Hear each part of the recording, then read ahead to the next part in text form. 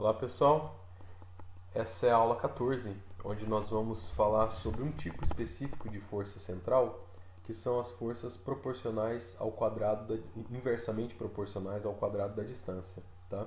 Que é o exemplo, por exemplo, da força gravitacional e da força eletrostática. Então nós já vimos um exemplo dessa força aqui, né? Que ela pode representar tanto a força gravitacional quanto a força eletrostática, né? Elas são ambas desse formato aqui, onde esse K ele pode ser uma constante positiva ou negativa, né? A força sendo atrativa no caso em que o K é negativo e positiva e repulsiva no caso em que o K vai ser positivo. Além do mais, essa força está associada a uma energia potencial, que é a energia potencial da força que cai com 1 sobre R. Só que o importante para a gente analisar sistemas sob a ação de forças centrais é a gente analisar o potencial efetivo, né, ao qual o sistema está sujeito. Então, o potencial efetivo tem esses dois termos, o termo da força mais o termo de potencial centrífugo, né? Então, vamos analisar alguns casos particulares da força, desse tipo de força. Primeiro, se a gente pensar que o K é igual a zero, pensar que K é igual a zero, na verdade, significa pensar que não existe força central nenhuma, né? Mas só para a gente entender como é que isso aqui ficaria, K igual a zero significa só essa parte aqui do potencial, só o termo de potencial centrífugo, né? Então isso aqui representa a energia dessa contribuição. Nesse caso, a gente pode ver que o potencial ele vai ser sempre positivo e também que ele nunca vai ser zero, né? Porque esse termo aqui nunca vai ser zero, uma vez que o L nunca é zero, então não tem como. A gente pode fazer também tentar saber se existe esse potencial aqui, ele possui algum ponto de máximo ou de mínimo, né? Saber se existe algum ponto que a derivada anula. Acontece que a derivada dessa função aqui, se a gente derivar o potencial, a gente vai ver que ela é uma derivada que ela é sempre negativa, nunca positiva e também nunca vai ser zero. Então ele é um potencial essencialmente decrescente, ele decresce com a distância monotonicamente. O que mais que a gente pode falar sobre esse potencial? Quando o R vai para zero, quando a gente está muito próximo da origem, o potencial tende para ir para infinito. Ou seja, o potencial vai ficando cada vez maior. E quando o R vai para o infinito, o potencial tende a extinguir completamente. Então, esse potencial aqui ele tem um formato parecido com esse. Ele cai com 1 sobre R quadrado. Opa, cadê? E tem essa característica, ó, sempre positivo, sempre decrescente, vai para o infinito quando o R é muito pequeno, vai para zero quando o R é muito grande. E significa que, na verdade, não tem força central nenhuma, né? Só o efeito da força centrífuga. O que mais? E se a gente pensar que a força ela é uma força repulsiva? Nesse caso, se a força for repulsiva, se a gente pensar que a força é repulsiva e que essa energia potencial aqui também é repulsiva, então a gente tem uma interação essencialmente repulsiva, sempre repulsiva. Não vai ter nenhuma atração. Que tipo de movimento vai estar sujeito a uma partícula, sujeito a uma ação, uma força desse tipo? A gente pode tentar responder algumas perguntas, né? Existe algum ponto onde esse potencial que vai se anular? Esse potencial vai ser zero em algum lugar? Bom, se a gente calcular, se a gente pegar o potencial igual a zero, a gente vai chegar nesse resultado aqui. Só que esse número aqui é um número negativo. E essa solução aqui, portanto, não interessa pra gente, porque o R é a distância, né? E distância negativa, o R ele é sempre positivo nessa forma. Então não existe nenhum valor de R que vai fazer o potencial se anular. E o potencial efetivo ele vai ser sempre positivo. Da mesma maneira, existe algum ponto onde a derivada dessa função vai se anular? Bom, a gente pode calcular a derivada igual a zero e a gente descobre que se a derivada se anular vai ser nesse ponto. Só que esse ponto também corresponde a um ponto negativo e que também não é um ponto de interesse para a gente. Então, o potencial a derivada nunca se anula, ela vai ser sempre negativa, inclusive, portanto, o potencial sempre decrescente. Tá? O que mais? À medida que a distância vai para zero, o potencial tende a ficar cada vez maior, ou seja, quando as partículas estão muito próximas, né, a distância indo para zero entre elas.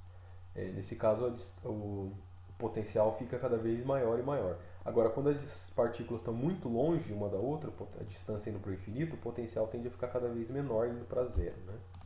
Então, se a gente fizer um gráfico desse potencial, ele tem um comportamento mais ou menos assim.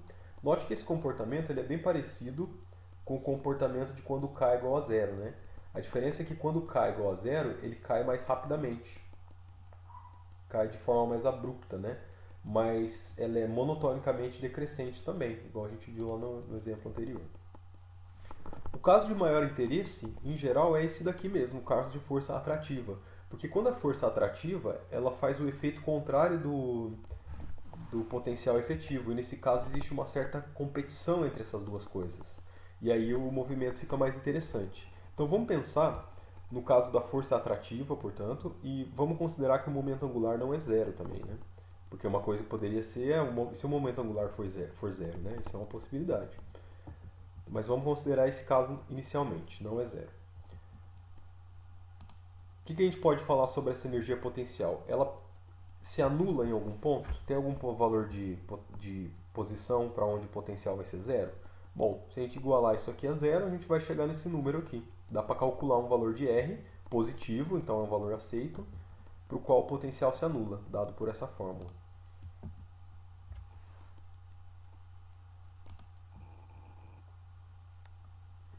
Esse aqui não era para aparecer ainda, mas espera aí.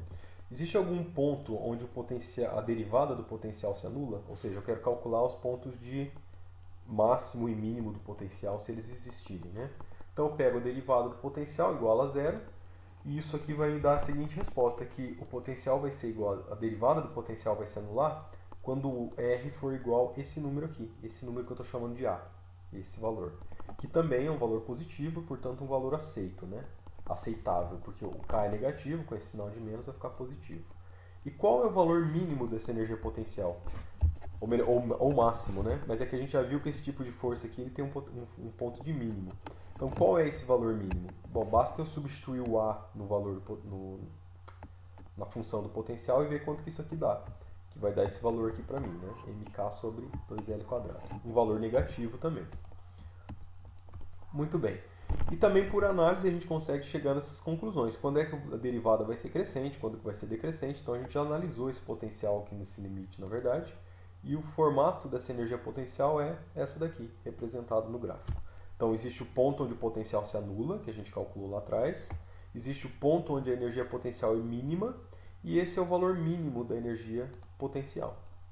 Agora, o que acontece no caso particular em que o L é igual a zero? Então vamos pensar que uma partícula sujeita a uma força central, mas que não tem momento angular nenhum. L igual a zero. Então se eu igualar isso aqui a zero, se só existir o primeiro termo nessa equação, ela nunca vai ser zero, né? Então o potencial efetivo ele vai ser diferente de zero sempre, o que significa que ele vai ser sempre negativo, na verdade. Então eu tenho um potencial que vai ser sempre negativo. Eu posso tentar descobrir se ele tem um ponto de máximo ou um ponto de mínimo, né?